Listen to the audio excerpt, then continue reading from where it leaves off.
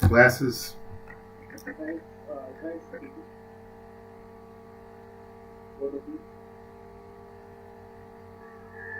Glasses.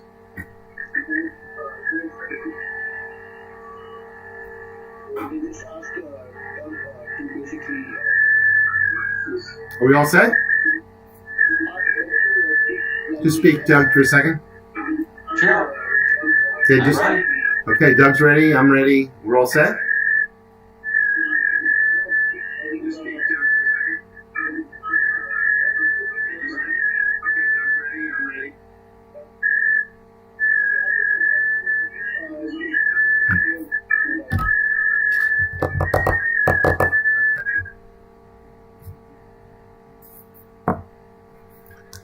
Okay, so I think we're set to go. Thank you very much, everyone, for joining yet another of our Meet the Gurus programs. I think, as many of you know, these are short, focused interviews with people who are experienced in their trade, been in the businesses for quite a long time, know a lot about what they do. And today we have Doug Carroll. Thanks for joining us, Doug. I really appreciate your time. Hi, Paul. It's my pleasure to be here. Yeah, and Doug and I have worked closely together on a myriad of programs, kind of training programs and educational initiatives around the world. And so today we're going to talk about the power of skills and credentials, in particular overall, but in finance. And that's where Doug's strong. Now, it comes at an interesting time, Doug. As you know, there's been a bunch of public offerings of companies in the educational world.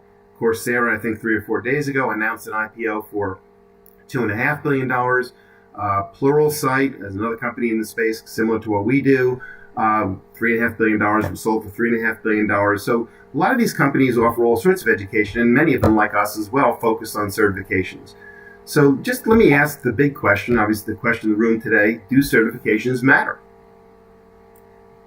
Well, I think it's a trend that's been building for decades at this point, where there is less trust in the more traditional academic educations and degrees. Many universities even being viewed almost as degree mills. And it depends on the certification, but in many cases, certifications are viewed as a higher bar, and they're often focused on specific professional, practitioner-oriented educations. And that's why a lot of employers have started looking at certifications more and more. At the same time, they put less weight on traditional academic credentials such as undergraduate and even graduate degrees. Yeah, very focused on the sector, very focused on the role. And while all that, let's say, liberal arts education is valuable, and even technical education is valuable, it doesn't demonstrate necessarily that you've gotten deep into the sector. Oh, in so many cases, the traditional academic preparation is very widely cast, and so not focused on particular professional outcomes, with some exceptions, of course, like accounting degrees. But the vast majority of sort of liberal arts or any sort of studies, whether it's, like film studies or whatever, is seldom a preparation for the vast majority of professional activities people engage in once they're out in the workforce. And I think it's universally the case that the certifications that are provided by good organizations, or over the granting is overseen by reputable organizations, generally are very practitioner focused and require passing tests that prove a certain level of competency or familiarity with the subject matter. Yep. Actually, one of the things I did is I jumped forward. I usually don't jump right into it like I did, so my apologies. I wanted to get everyone to have a little bit of an understanding about you, your background, your experience. So I know you so well, and we've spoken so many times and met so many times. I didn't get that on the record. So I really want to let's talk a little about you, how you got into the financial business, and what you do today.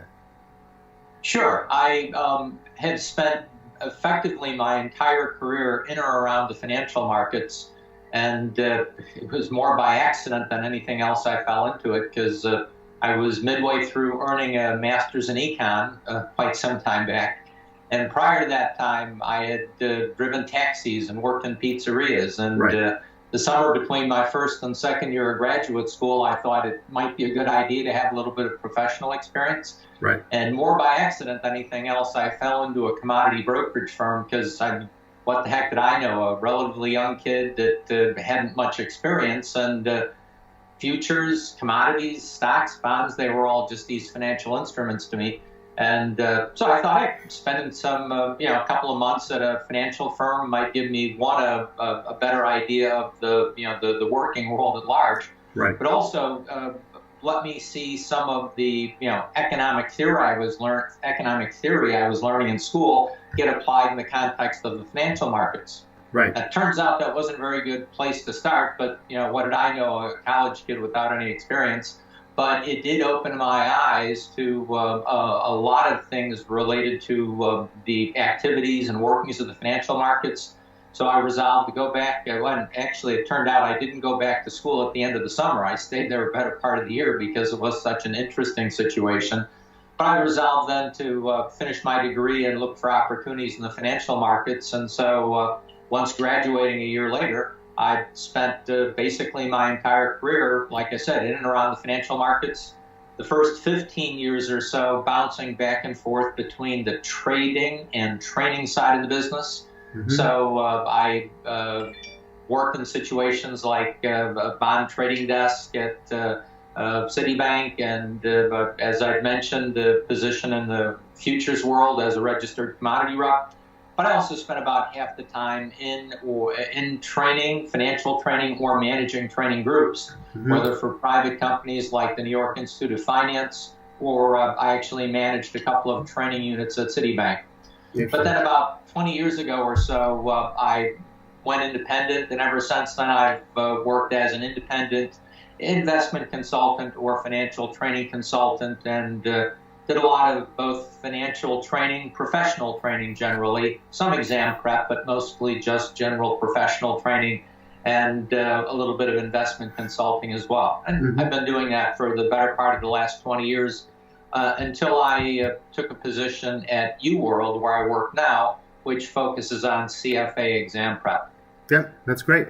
So let's take a look. You were kind enough to provide some information about all the sort of the alphabet soup of certifications out there. There are many others as well, but these are some of the common ones: the CFA, the CFP, Certified Management Accountant. Go down the list to the the FRM, the Financial Risk Manager, Energy Risk Management Professionals, etc. So I want to focus obviously today on something that you've been doing and talking about is the CFA. So what does a CFA do for a job? What does their day job look like?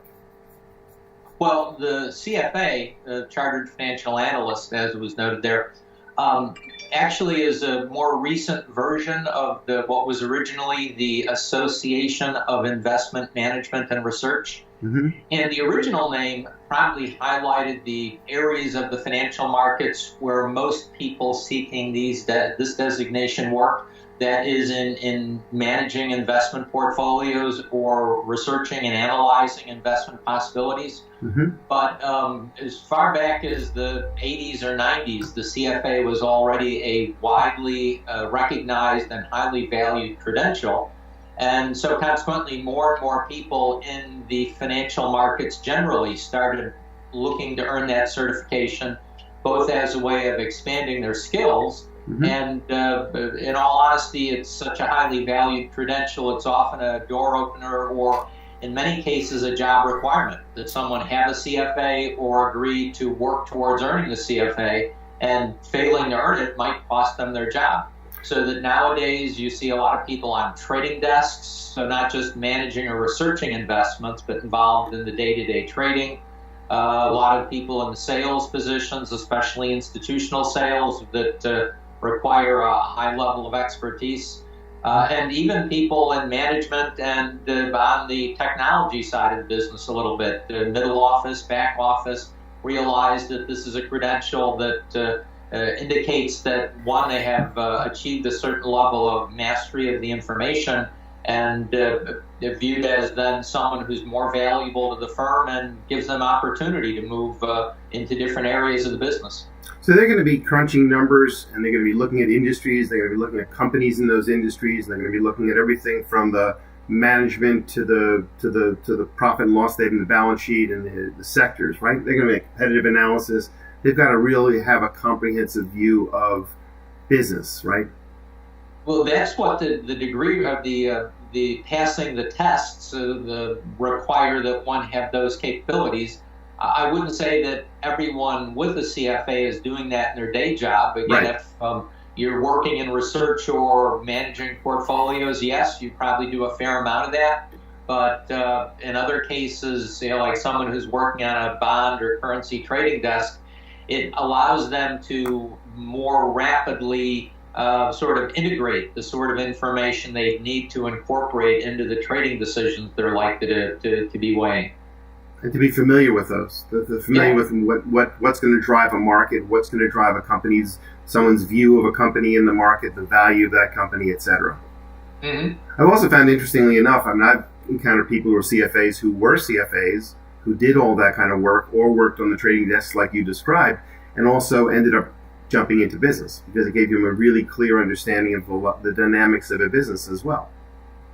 Yeah, in an extremely comprehensive fashion because of the wide range of subject matter running from accounting to alternative investments to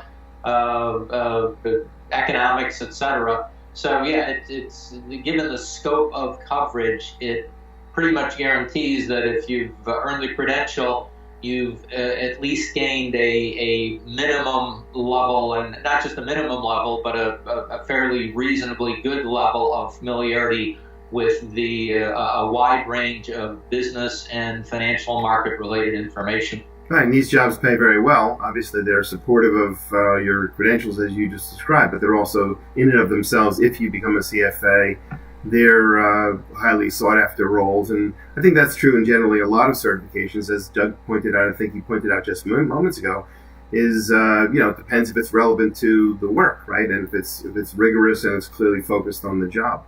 So let me just get into a little about the CFA itself. And why don't you talk us through, you mentioned the origins of the CFA Institute. What about passing this exam? Just tell me at a high level, here's a slide you put together on what are the key requirements.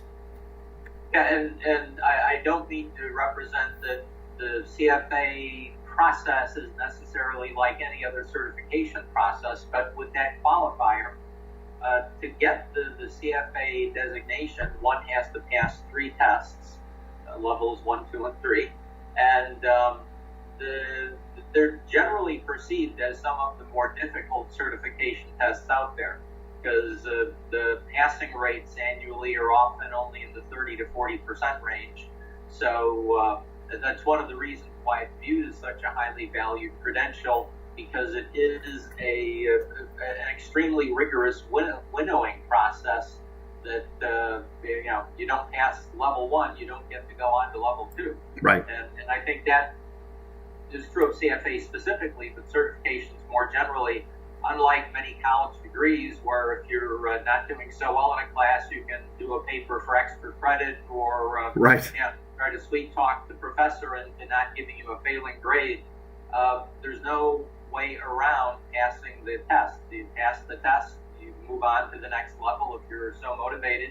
Don't pass the test, you can resit for the exam, but you got to pass the test to be able to get through to the designation. Right. And there's some other requirements. You need to get letters of commendation from several other people that already have the designation and go through the application process with the CFA Institute. But obviously the hardest part of the process is getting through the exams. Right. So let's talk about that. You said 3 levels. There's obviously it's a rigorous process. It's each one has a different sort of orientation. Parts of it are oriented differently. To talk through a little bit of that. Yeah, the general coverage of the material, or I should say the topics on the examinations are generally the same, but where level 1 focuses more on familiarity with a lot of basic concepts, terminology, and familiarity with the theory. Level 2 is more technically oriented. So whereas level 1, you might have to be able to explain the general theory that underlies the pricing of derivatives or fixed income valuation. In level 2, you actually have to be able to work with the pricing models or arbitrage pricing relationships and be able to demonstrate both how they're used to come up with estimated fair values and how that information is applied in terms of recognizing opportunities to make higher rates of return by identifying securities that seem to be misvalued. And then level 3 is more sort of integrating the things from level 1 and level 2. So it's more analytically and sort of oriented towards how you put all this stuff together in terms of trying to manage a portfolio or organizing an investment policy statement for a client. Okay, very interesting. Let me just jump to another slide that we talked about in terms of the overall topics covered. So why don't you walk us through a little about these kind of 10 core areas that are covered from the CFA? Sure. All of these areas are, as I indicated, touched on in each of the exams, although the weights vary a bit. And the largest section of the exam is typically the ethical and professional standards, which currently the CFA Institute indicates will range between 15 and 20% of the exam questions. The next biggest area is oftentimes referred to as FRA, Financial Reporting and Analysis, and that gets a weighting of 13 to 17%.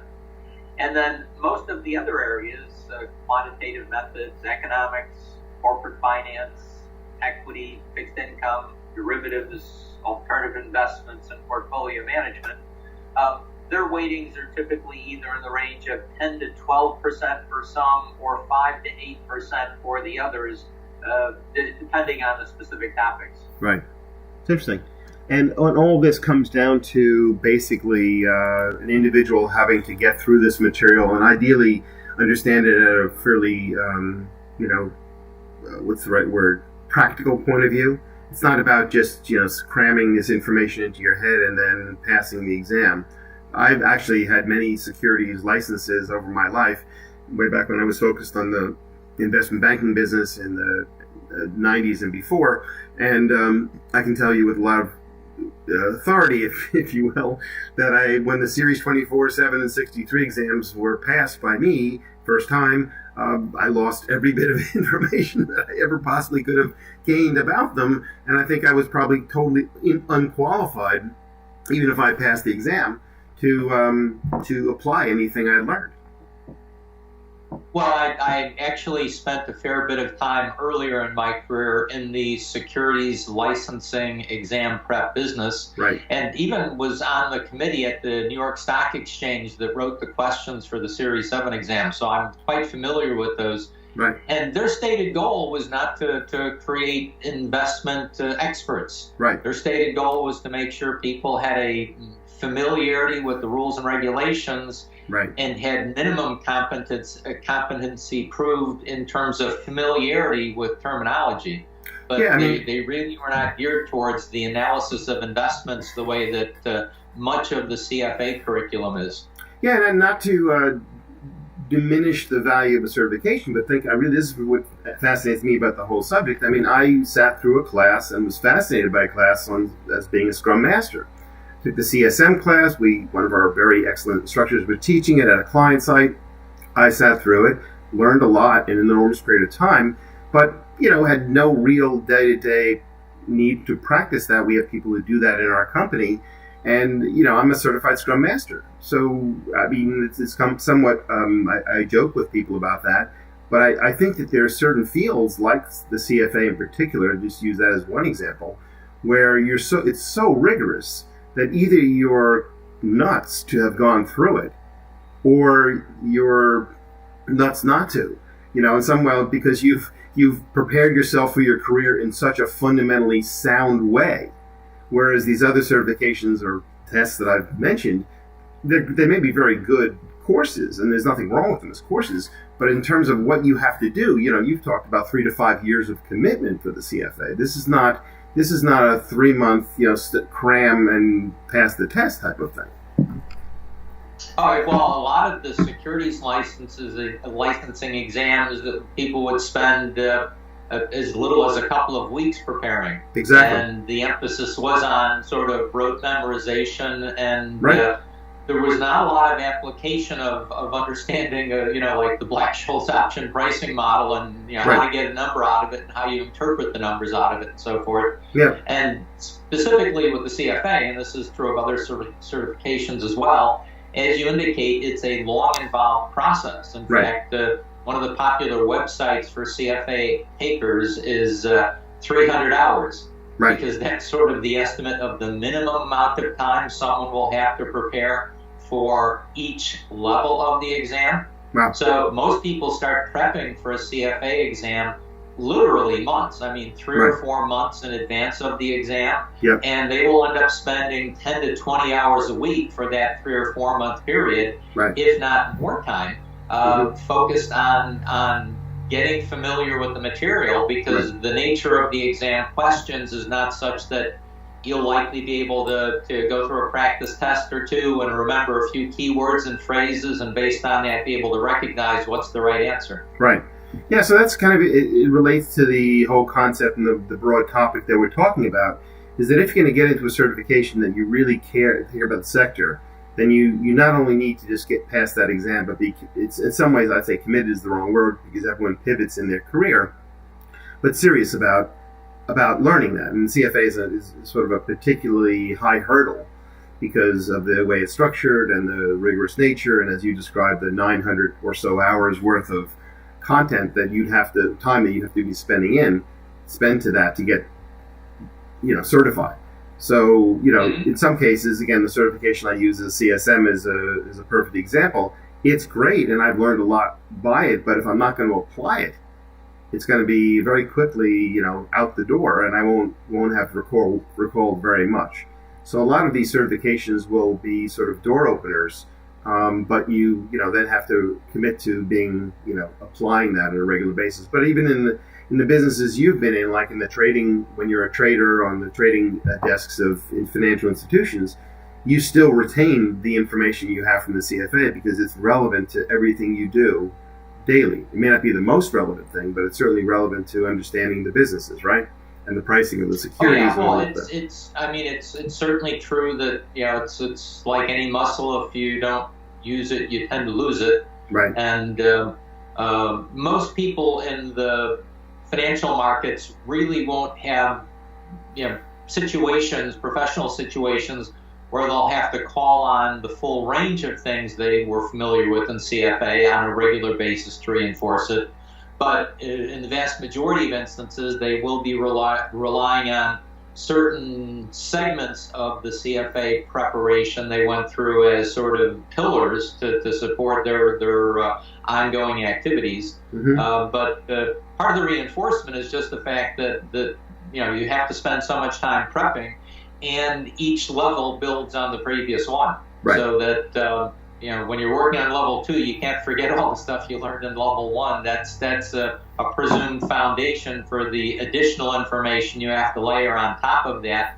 And without the base of what you picked up in the previous preparation for the previous levels, some of the things you're prepping for wouldn't make sense, or they'd be hard to understand. So it does build on itself in a cumulative fashion, which again reinforces the understanding and appreciating how to apply what you've picked up. Yeah, and most of these, and the CFA happens to be a particularly rigorous one because I've looked very carefully at their body of knowledge. Many of the industries, as most people in this sector will be familiar, most of these certifications are backed up by some form of a body of knowledge. And I don't know how many tens of thousands of words, but there are a lot of words that describe the body of knowledge and each competency, each capability. People not in the industry, competency is a knowledge, skills, and a behavior.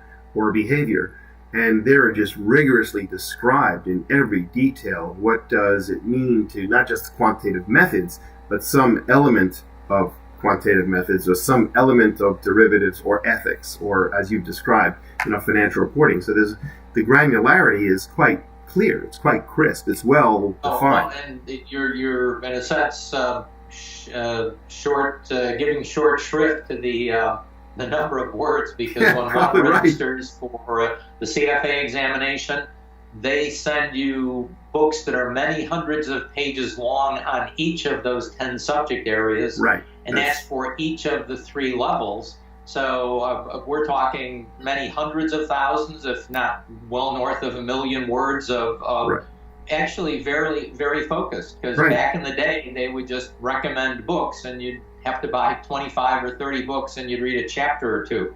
Now the CFA Institute has distilled it down to readings that are focused very specifically on the issues that one needs to be familiar with to take the exam.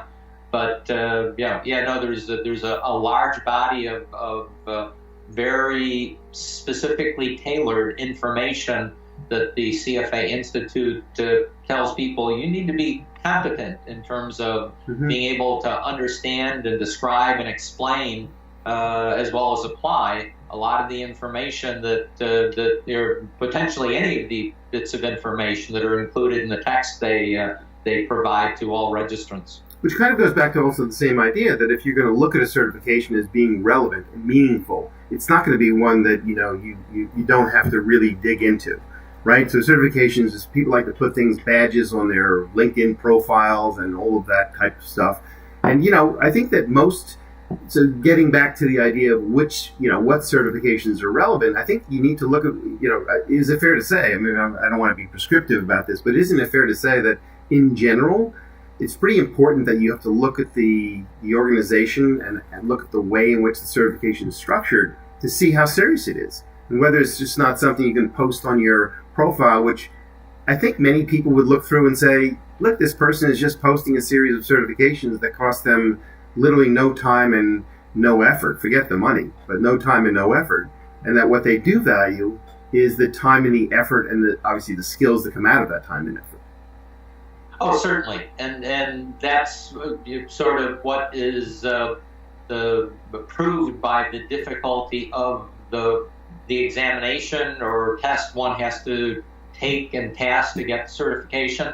Because if the certification is granted because you attended, or you're taking a 5 or 10 question quiz at the end of a day or two sitting in a classroom, or taking a class online, those sorts of certifications are clearly not going to be as highly valued as one where there is a rigorous process, as indicated by the number of people that are not successfly taking the test. Right. I totally agree with what was implied in your comment that the amount of value attached to a certification is directly correlated to the difficulty of the process, and in terms of proving one's knowledge of the subject matter via passing a test.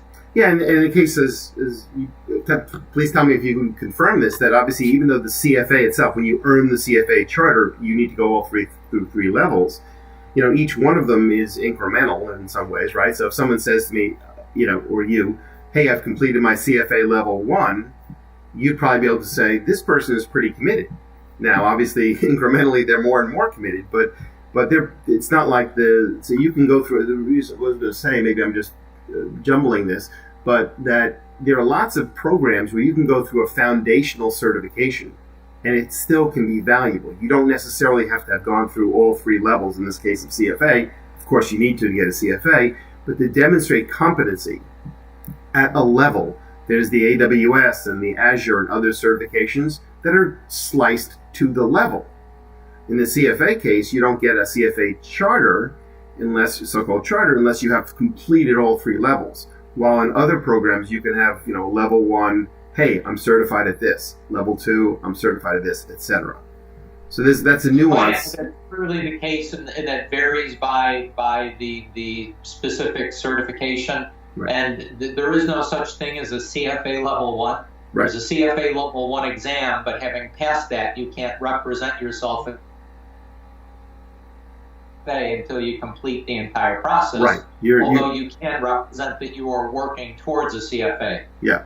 On the other hand, in the real world, some organizations use CFA Level 1 as a discriminator between the quality of the candidates. And so getting a job, you don't have to have the CFA, but you have to have passed CFA Level 1 as a requirement to getting or keeping a job in some financial firms. Yeah. But Doug, I really appreciate your knowledge always, and the way you communicate is always very crisp and clear. You've got a whole bunch of courses on our platform, which I highly recommend to people. And once again, appreciate your time, and hope to see you again in another one of these Meet the Gurus, and of course on your courses. And Paul, if I could add a word, please. One, I don't know if you can share the link to my employer for people that are interested in trying out a 15-day free trial of the UWorld CFA Level 1 product. Yep, absolutely what I'll do. I didn't put that slide together, my fault. I will put that slide together on the recording, and I'll share it in the social media, and people will be able to get access. One other thing, if you don't mind, I'd also like to note that I did recently publish a book for anyone that wants to get deep into the weeds on bond math. So I recently published as an Amazon ebook, Interpreting Yield to Maturity as a Measure of Relative Value and Risk. Okay. And I'd also like to invite people to go to my YouTube channel, Insider's Guide to Finance, where I have, 3 or 4 dozen relatively short videos on a wide variety of investment-related topics, although most are related to fixed income and derivatives. Yeah, I appreciate that. Thanks again. And I will make sure we put links to that in the YouTube, the Facebook, and all the other social channels we distribute this out to, and as well as the free 15-day class. What's that? I said it was a pleasure talking to you today. Thank you.